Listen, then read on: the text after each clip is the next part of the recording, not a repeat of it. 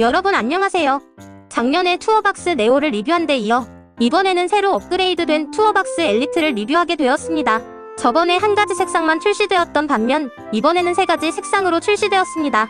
저번 세대랑 같은 색인 클래식 블랙에 이어 이번에 새로 나온 아이보리 화이트와 한정판인 블랙 스모크 트랜스루센트가 새로 출시됐습니다.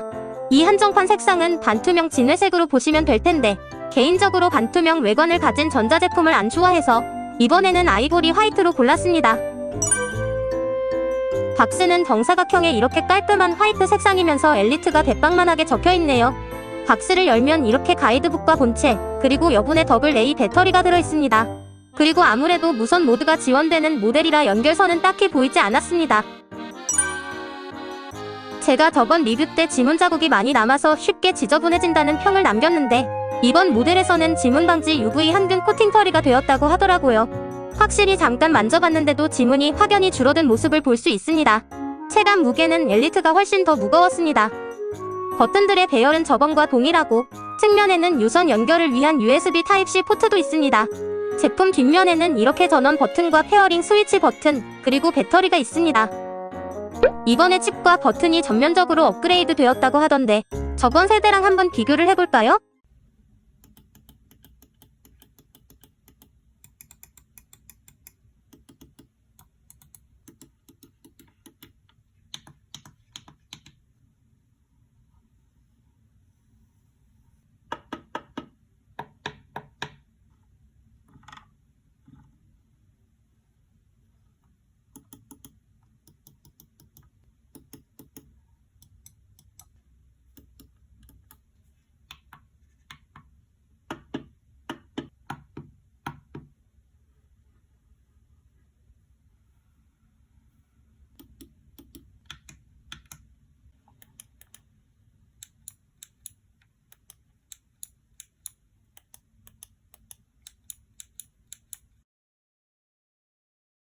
보시다시피 이 십자키와 측면 버튼을 제외하면 두 제품의 클릭감은 크게 다르지 않습니다. 게임패드보다는 마우스 클릭 같은 느낌이에요. 게다가 이번에는 햅틱 피드백을 탑재했다고 하는데 이건 전원을 켜야 가능하기 때문에 영상 후반부에서 자세히 다뤄볼게요. 이번 모델은 듀얼 채널 블루투스 5.0을 지원한다고 합니다. 즉, 두 가지 기계 사이를 왔다 갔다 거리면서 사용할 수 있다는 거죠. 모처럼 블루투스가 된다고 하니 아이패드 풀2에도 지원이 되나 테스트를 해봤지만 아쉽게도 연결에 실패했습니다. 드라이버는 홈페이지 상단 메뉴에 있는 다운로드 센터 소프트웨어로 들어가서 드라이버를 다운로드 받을 수 있습니다. 사실 일반 블루투스 기기처럼 컴퓨터 블루투스 설정에 들어가서 블루투스가 켜져 있는지 확인하고 투어박스를 연결해주고 시작했는데 여기서부터 문제가 시작됐어요. 갑자기 연결 에러가 나면서 작동을 아예 안 하더라고요. 제 컴퓨터를 여러 번 재부팅하고 블루투스 드라이버를 다시 깔고 나니 겨우 연결이 다시 됐습니다. 투어박스 자체 문제보다는 제 컴퓨터 문제인 것 같았는데 담당자분께 물어보니 컴퓨터 블루투스 설정에서 기기를 추가하지 말고 바로 투어박스 드라이버로 가서 연결을 하라고 하더라고요. 컴퓨터 설정에서 연결을 하면 오히려 연결이 불안정해진다고 합니다. 그래서 이렇게 설정해서 기기 연결을 끊고 바로 드라이버로 들어가서 여기를 클릭했습니다. 아까 보여드린 이 작은 버튼을 꾹 눌러주면 이렇게 라이트가 반짝거리면서 페어링 모드로 들어가게 되고 화면에 이렇게 기기 이름이 뜨면서 연결이 됩니다. 만약 다른 기기에도 연결을 하고 싶으면 이 페어링 버튼을 한번 누르면 이렇게 라이트 색이 바뀝니다. 이 상태에서 꾹 눌러서 라이트가 깜빡이면 두 번째 기기와 페어링을 해주면 됩니다. 드라이버의 전체적인 인터페이스는 저번과 거의 동일합니다. 한 가지 다른 점이 있다면 이 진동감 조절 버튼인데 이렇게 강도와 속도를 조절할 수 있습니다.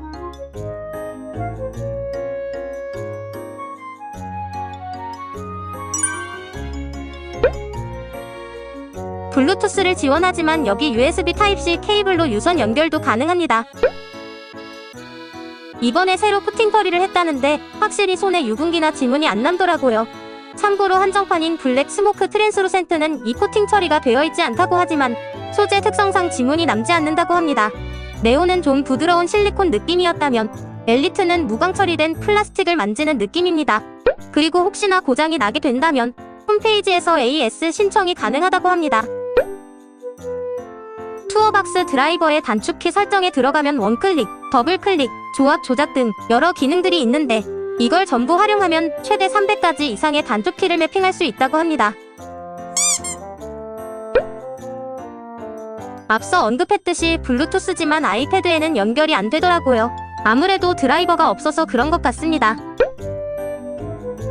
그리고 제 컴퓨터가 교체를 코앞에 두고 있을 정도로 낡고 상태가 간당간당한데 클립 스튜디오와 화면 녹화를 동시에 하면서 사용할 때 가끔 딜레이가 생기더라고요.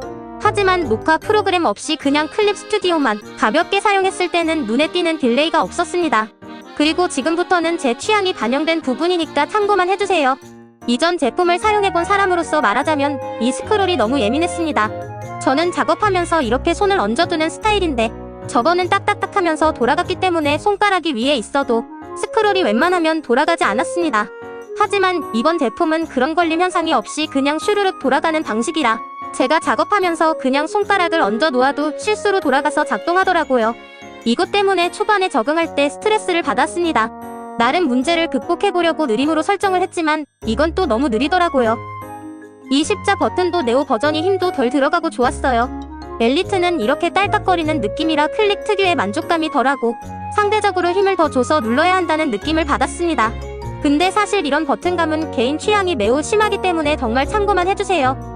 막상 본인이 써보면 괜찮을 수 있습니다. 배터리 교체 시기라 충전할 필요는 없지만 대신 배터리가 떨어지면 유선으로 쓰거나 배터리를 사서 교체해야 하는 번거로움이 있습니다. 그래도 버튼에서 손을 떼면 자동으로 슬립 모드로 빠지고 아무 키를 누르면 다시 깬다고 합니다. 다행히 배터리 절약에는 도움이 될 것 같지만 슬립 모드로 빠지는 시간은 따로 설정할 수 없다고 하네요. 아무튼 배터리 잔량 표시가 안 된다는 바람에 투어박스와 눈치 게임을 좀 해야 된다는 느낌을 받았습니다. 뭔가 LED 라이트로든 드라이버로든 실시간으로 확인할 수 있는 방법이 있으면 좋았을 것 같아요. 그래도 배터리 지속 시간은 매일 6시간씩 사용한다는 가정하에 한 달에서 2달 버틴다고 하고 배터리가 부족하면 햅틱 피드백 사용 금지라는 알림이 자동으로 나온다고 합니다. 이때부터는 햅틱 피드백을 사용할 수 없지만 남아있는 전량으로는 대략 15에서 20일 정도 더 사용할 수 있다고 하네요. 장점이자 단점인 점을 좀 보자면 유선 연결을 지원하면서 선을 동봉하지 않았다는 점입니다. 요즘은 타입C 케이블이 꽤 보편화되었기 때문에 집에 하나쯤은 남아도는 사람이 많을 거예요. 하지만 제품의 가격대를 감안했을 때 케이블 하나 정도는 포함해둬도 괜찮지 않았나라는 생각이 들었습니다. 만약 가성비를 챙긴 저렴한 모델에 이런 게 빠져있다면 원가 절감이라고 쉴드를 칠 수 있지만 아무래도 투어박스 네오에 비하면 이름부터 좀 프리미엄 제품 라인 같다는 이미지여서 그런지 이런 부분은 좀 아쉬웠습니다. 아이보리 화이트의 경우 본체는 좀 더 쿨톤의 순백색 같은 느낌이었는데 몇몇 버튼들은 노리끼리한 웜톤의 흰색이더라고요. 처음에는 아이보리 화이트가 이런 뜻이었나? 라고 생각했는데 이게 맞다고 하네요. 정확히는 본체보다 버튼들의 색이 더 진하다고 합니다. 하지만 그래도 특정 버튼들의 색이 유독 진해서 좀 튄다는 느낌을 받았습니다. 기존의 투어박스 네오를 사용하던 분들이라면 전체적인 클릭감의 변화가 많이 어색하게 느껴질 수 있습니다. 제가 네오에서 엘리트로 갈아타면서 사용감이 이렇게나 중요한 요소였다는 것을 처음 깨달았어요. 투어박스 네오와의 차이점을 정리해보자면 엘리트는 블루투스, 그것도 듀얼을 지원해서 2가지 기기와 연결이 가능하다는 점, 버튼과 본체에 코팅 처리를 해서 더 깔끔하게 관리가 가능하다는 점, 전체적인 클릭감의 변화, 햅틱 터치 지원, 그리고 진동감과 속도를 설정이 가능하다는 점, 그리고 가격은 이 정도 차이가 납니다. 기능뿐만이 아니라 전체적인 사용감에도 신경을 쓴 게 느껴졌습니다. 외관의 코팅 처리로 지문 자국을 줄이고 햅틱 피드백도 사용자가 취향에 따라 설정할 수 있게 되어 있다는 점이 좋았어요. 그리고 저번에 이런 댓글이 달렸는데 진짜 편하게 잘 사용하고 있으니 걱정은 안 하셔도 됩니다.